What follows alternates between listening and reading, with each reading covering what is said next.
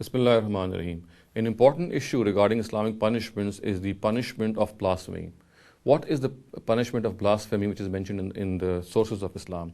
Now, in this regard, our jurists are absolutely, there is a consensus among them that every person who is guilty of blasphemy has to be punished by death at all costs. Now, this inference, I'm afraid, is not true. The Quran explicitly says, أنه من قتل نفسا بغير نفس أو فساد في الأرض فكأنما قتل الناس جميعا. He who killed a human being without the latter being guilty of killing another or of spreading anarchy in the land should be looked upon as if he killed all mankind. So the Quran says that the death punishment can only be given in two cases, either in cases of qisas or in cases of a person who is guilty of spreading disorder and anarchy in the land, which it calls in its own terms as fasad fil ard.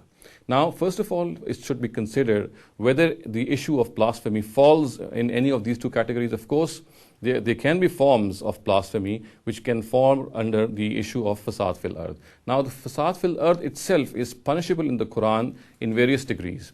In all such cases, when a person is committing fasad fil ard, which other means taking the life, wealth, and honor, attacking the life, wealth, and honor of people, and taking the law and order in one's own hand, and in creating a law and order situation in a society, in all such cases, which are called cases of fasad fil ard, it has to be determined whether the criminal deserves extreme forms of reproof or whether any lenience is to be given to him. Consequently, the punishments of fasad fil ard, which are mentioned in the Quran, they also have a wide repertoire.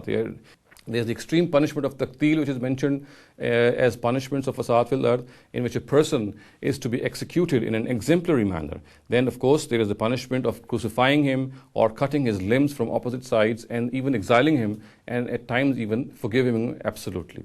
So, if a person is to be regarded as a person who has committed blasphemy, if he is to be regarded as a person who has committed fasad fil ard even, then also it has to be decided that what is the nature and extent of the crime he is given.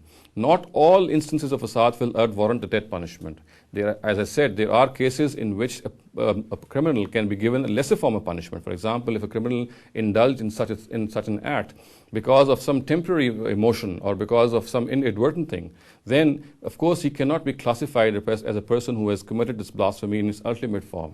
Here one also make a distinction between an intellectual criticism on a revered personality and making fun of that personality. Muslims should be very, very well grounded in the fact that not all forms of criticism lie or fall under blasphemy. So therefore, the bottom line is that it is incorrect to say that the punishment of blasphemy at all costs is death. It is not death at all costs. The punishment of blasphemy can fall amongst the crimes which are called the crimes of fasad fil ard.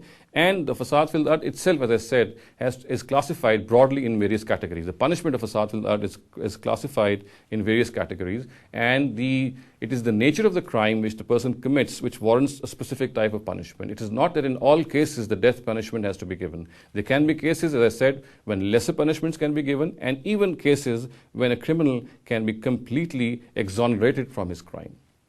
أقول قولي هذا واستغفر الله لي ولكم ولسائر المسلمين والمسلمات.